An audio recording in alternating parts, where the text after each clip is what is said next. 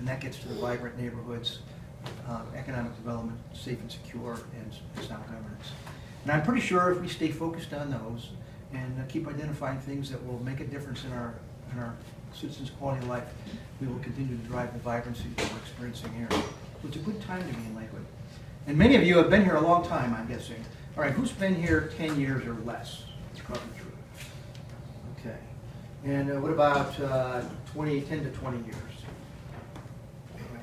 So some more than 20 years? Yeah, not more than 20 years. So those of us who have been around a while have seen some cycles. In the 90s, I think there was a lot of, in the 90s, it was sort of an interesting time here, right? The sense of outward migration to the west and vulnerability of traditional urban core issues. And the idea was the last one out, turn off the lights. But that's not the world we're in today.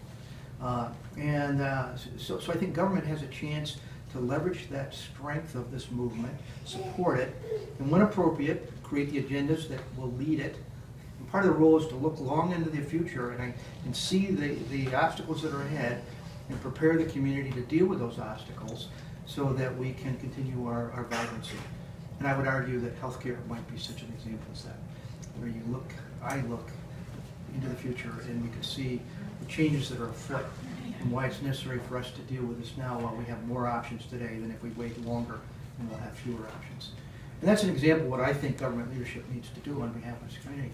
Doesn't mean we have all the answers, it doesn't mean we're right, but by bringing an issue, structure it for community engagement and appropriate consideration so that we can make good decisions.